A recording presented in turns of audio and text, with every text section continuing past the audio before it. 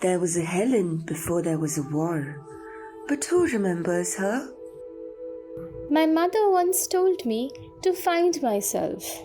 Belong to yourself first before anyone else, she said.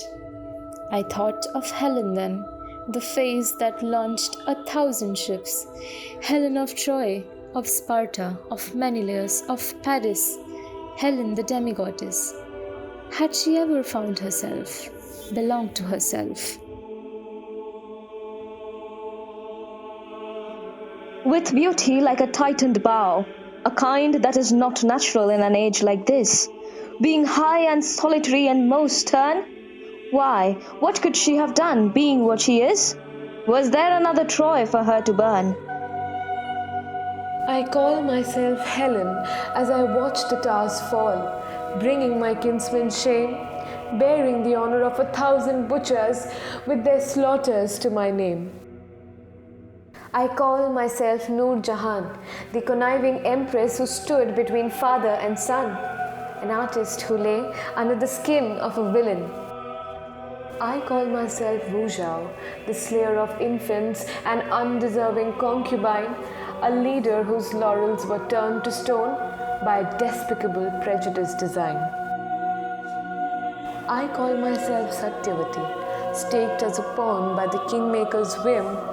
Gagged by insolence, I helplessly watched a war begin. I call myself Gandhari, my own blood splattered on a sacred ground, so I dared to curse the Almighty, to give him a taste of a pain so profound. I call myself Sita, claiming every drop of blood that promised me liberty, only to return to a home where a sacred fire spat on me.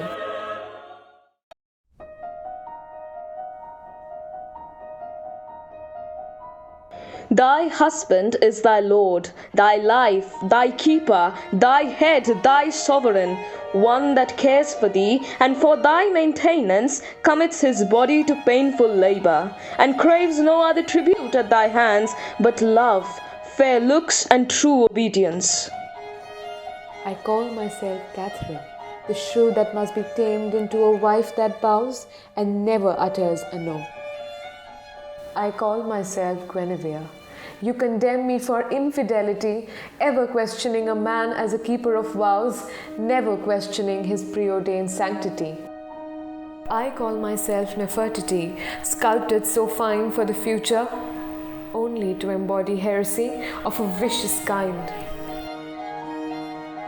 I call myself Medea, the desperate sadist who murdered and rebelled, born of the allegiance of a steadfast lover that a faithless beloved repelled. I call myself Scheherazade, as my chronicles count my breaths, paying 1,001 tributes to women who perished with the light of day. I call myself Koike, the king's precious possession, a nonpareil in imperial conquests, the quintessential stepmother who is wicked nevertheless.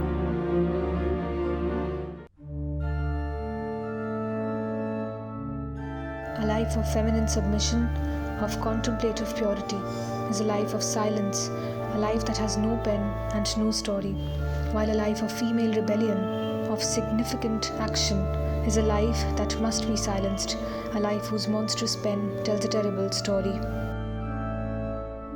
An image of wrathful madness they made me, destructive, violent, unwomanly. Do not gasp now, all I do is play my role. Violence begets violence. I wake up with dreams of the fire. There he comes, the good man who burns women who know too much. My death I know by heart. She screams, but I don't hear it. I am busy burning. My charm was weapon enough, they said. So at a man's bidding, I threw myself and forfeited the only weapon I had. Even the mirror pities me now and shows me a sword for a face. With a death grip on my pen, I feel my fingers tremble. Could I not wrench out my veiny heart and let it sing its own song? Place it on this piece of paper and let the arteries smear a tune of madness? I see your discarded fury. I hear your hope abandoned laments, and I tell you this, your madness scared them, for it was too close to genius, too close to upheaval.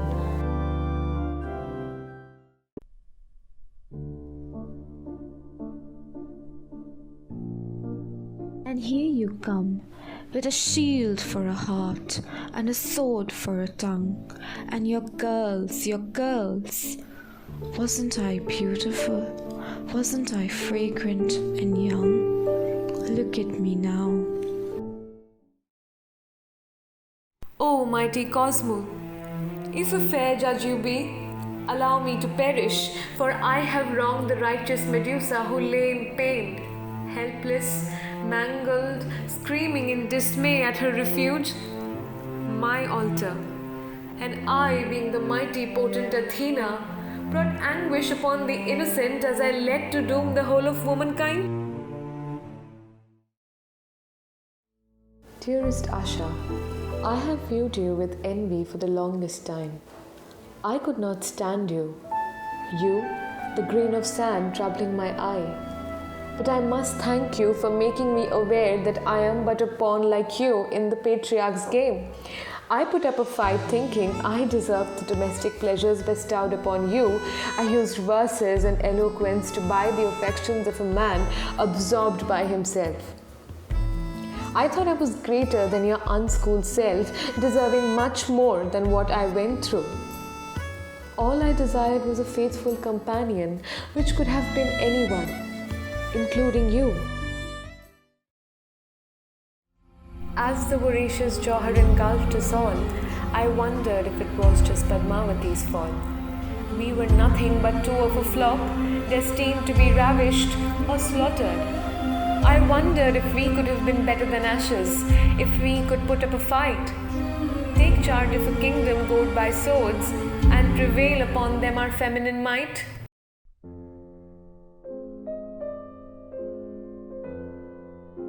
Even pretending you aren't catering to male fantasies is a male fantasy. Pretending you're unseen, pretending you have a life of your own, that you can wash your feet and comb your hair, unconscious of the ever-present watcher peering through the keyhole in your own head, if nowhere else.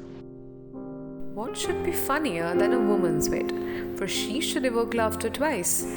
Once in the name of her humor, the other in the name of her sex. The princess would travel far and wide to shake hands with many a pauper, but shrunken in the corner of her castle, she would starve and suffer. When the matters of the nation pervaded domestic walls, Sehmat was called upon, for only a woman could masquerade as benign and pay homage to forefathers through sacrifice.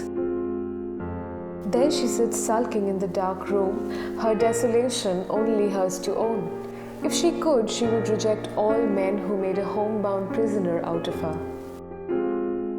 What good is love if shackled by unrelenting domesticity? Our worlds merging should thrive on their own. Our souls mingle as our bodies grow apart and old.